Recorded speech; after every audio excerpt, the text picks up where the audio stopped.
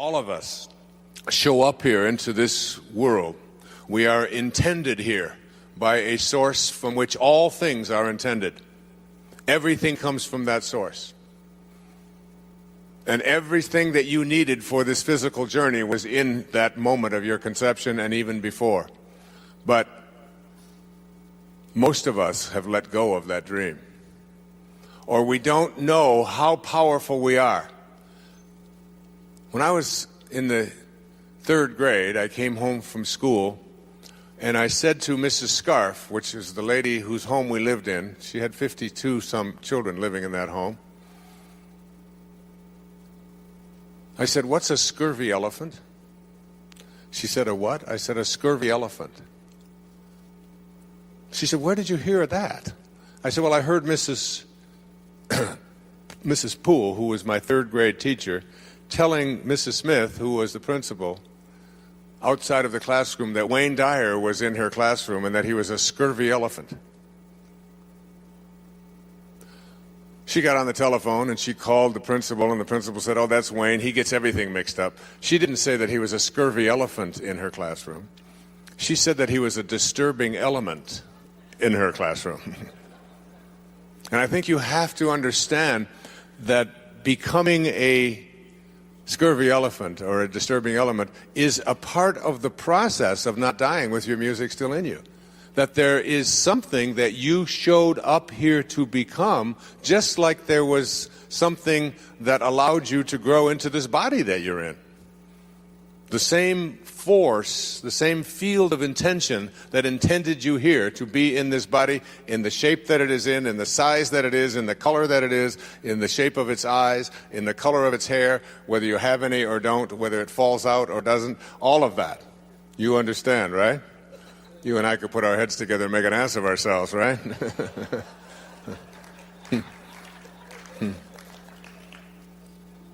It was all intended here. And also everything that you were to become. And there is a sense inside of you, someplace in a very quiet place, an inner sense, an inner Tahiti, an inner island of peace that knows. You know that you're not this body that you're in. You know where it's going.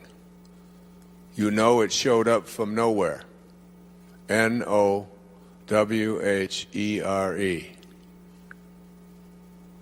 And when it went from nowhere, it showed up in now here. Nowhere. It's all the same, just a little question of spacing. So now you're in now here, most of you. And you look around and you look at yourself and you watch your body go through its motions, and where the hell do you think it's going? Back to nowhere.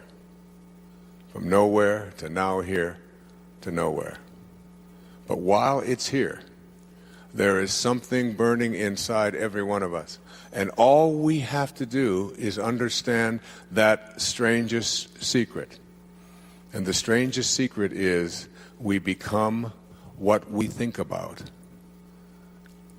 Our thoughts are the magic elixir.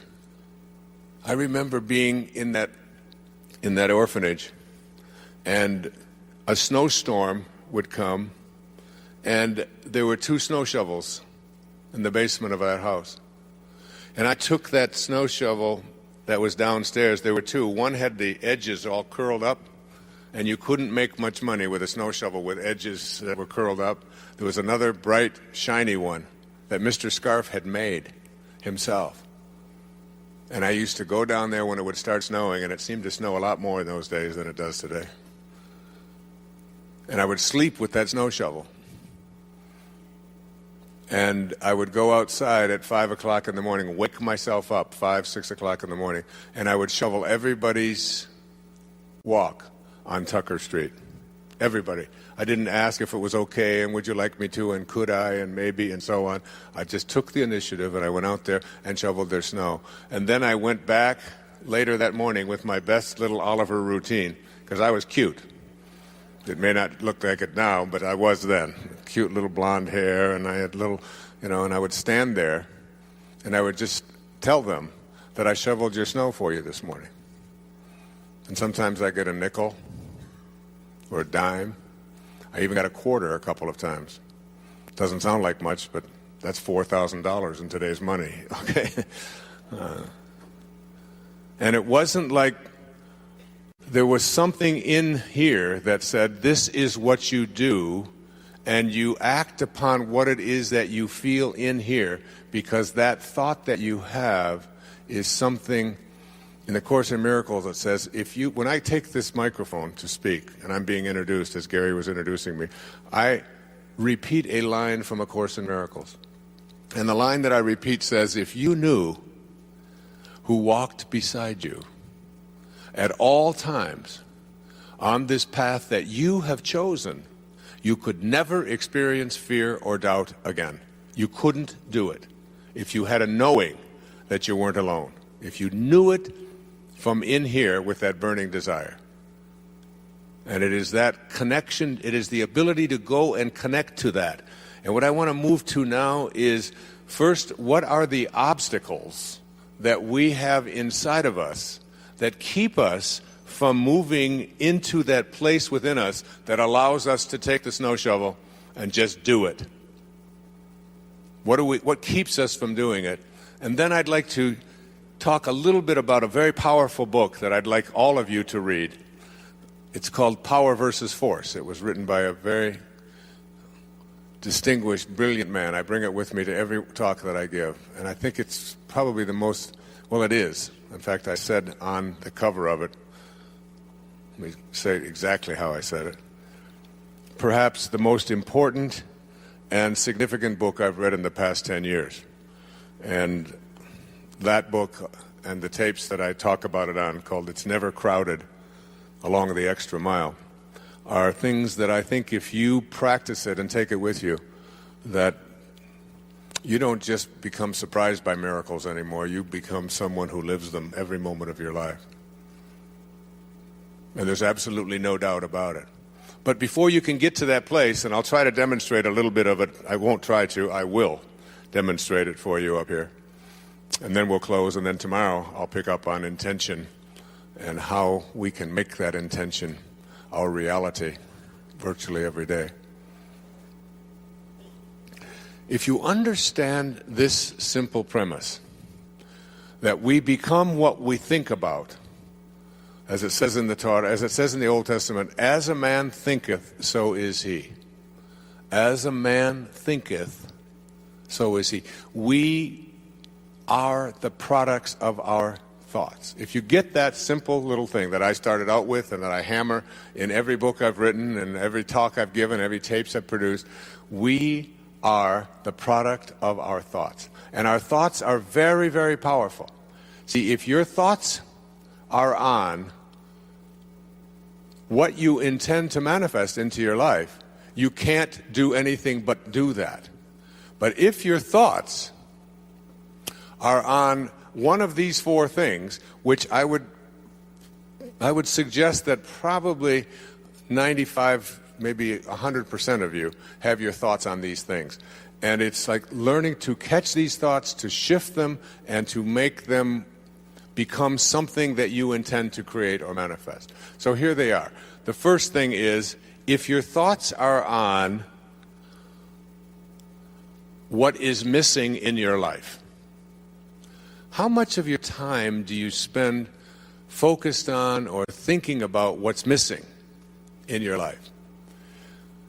The money that you don't have, the unhappiness the lack of happiness in your relationships that you would like to have, your health and the absence of the kind of health that you would like to have, the purity of your body, the fact that you've let it become overweight or you've let it become addicted to substances or nicotine or coffees, or you're not living the purified life. What is missing? If your thoughts are on what is missing, and what you think about is what expands, and there's something, Hawkins speaks about this brilliantly in the Power versus Force. If your thoughts are on what is missing, what you create is an attractor energy to have the universe respond back to you with whatever it is that you think about. This is how it works. It's the law of attraction. It's a very simple thing. That, remember in that observation of Patanjali, he said, when you become inspired, dormant forces, faculties and talents come alive. In other words, there are forces out there, outside of you.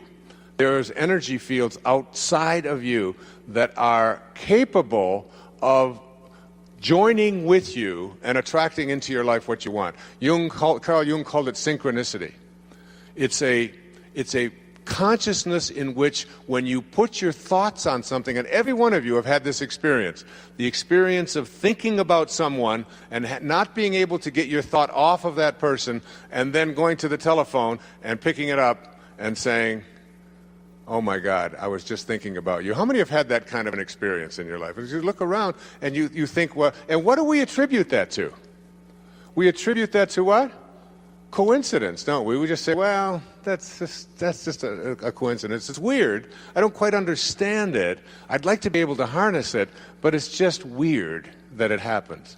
But the word coincidence comes from, it's a mathematical term. In geometry, two angles that coincide, that's where the word comes from, coincide. Two angles that coincide are two angles that are said to fit together perfectly. That's what an angle that coincides with another angle is. Coincidental angles fit together perfectly. We have taken a term that means something that fits together perfectly, and we have assigned to it something that accidentally just happens to happen. I'd like to suggest to you that synchronicity, that is the ability to put your thoughts on what it is that you intend to create rather than on what is missing, is a way of attracting what is missing into your life. Now, you can continue to either attract what is missing into your life, or you can attract what you would like to intend into your life. It's just a matter of shifting the emphasis. If your thoughts are on, if you talk to other people about what is missing, if you use terms like, with my luck, this probably won't work out. I was changing planes in Dallas, flying from Fort Lauderdale to San Francisco. The woman sitting next to me, we came in, we had about 10 minutes to make our connection. And she stood up and she said, as we were gathering our belongings and everybody was trying to get off the plane, you've all had that experience, and trying to make the connection, she said, with my luck, I won't make my connection. And I thought to myself, why would she have evolved into a person who would project out into the universe, into the world of unlimited energy? Why would she project the idea that with her luck things won't work out? Where did that come from? Why would we have that kind of an energy concept? Because my response back to her was, well, with my luck, I will make my connection. I intend to make my connection. And she said, you can't make a plane that is pulling out stop from pulling out. I said, I absolutely can. Of course I can do that, and I intend to do that. There's a solution for how we deal with the problems that we face as a people. This is a round planet, folks. There's no choosing up sides. We are all sharing the same force. The universal force from which all things emanate is creative, it is kind, it is loving, it is love. I am love. And he that dwelleth in me dwelleth in love, and I in him. Love and God is the same. Be still and know. Be still and know that I am God. It's a stillness and it is love. God is love. He that dwelleth in love dwelleth in me. So the universal field couldn't be something that has hatred in it. It wouldn't hate what it would create, would it? It wouldn't create something that wasn't a part of what it is. It is loving. It is beauty. The universal field from which you emanated is beautiful and only brings beauty into this universe. John Keats, the most famous Victorian poet of the 19th century, who died at the age of 24 and a half, in Ode on a Grecian Urn said words that I didn't fully understand, even though I'd written an entire book about called Wisdom of the Ages years ago, about some of the great poets. And I quoted this one. I didn't understand it until I wrote The Power of Intention. He said, beauty is truth, truth, beauty. That's all you need to know on earth, and all there is to know. Truth is what we demonstrated with Linda. Truth is, the body comes from truth, and it is beauty. And if you see it as ugly, you have left the universal field. You have left God. It is creative, it is kind, it is loving, it is beautiful, it is receptive to all, it is abundant, endlessly abundant, endlessly abundant. There is no limit to it. You must be in the same field as that from which you emanated in order to understand intention.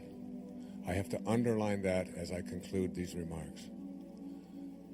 When you are in rapport with that from which you were intended, when you are in a state of creativity, a state of kindness, a state of love, a state of beauty, a state of receptivity, a state of abundance, when you are in those states of consciousness, you have joined the field from which you originated, and intention and you have become synonymous. And anything that you put your attention on with that rapport has to materialize into the physical world. It has to, because that's how everything is created. And any moment in your life in which you are in a state of anger, hatred, or fear, grief, or anything that is not what the field from which you originally came is like, is a moment in which what you want to attract into your life is impossible. You have a choice. You can either be right and live by your ego, or you can be kind. You can either be angry or you can be love. And at every moment, in 10 Secrets for Success, the 10th secret says, wisdom is avoiding every thought that weakens you. Back in the 18th century, there was a practice in the world called slavery going on. And there was a man named John Newton who was 22 years old, and he was a slave captain, ship captain. And he was bringing a load of human cargo from Senegal in West Africa to South Carolina, 125 human beings to be sold into slavery in this hideous and nefarious practice that was so widespread in the 18th and early 19th centuries in the world. And John Newton was in the midst of a storm, and he thought he was going to die, and he was going to lose his life and the lives of all of the people on this cargo in the ship. And he took out an envelope, and on this envelope he wrote down the words to a song. He said, I once was lost, and now I'm found. It's in a moment that we call an epiphany,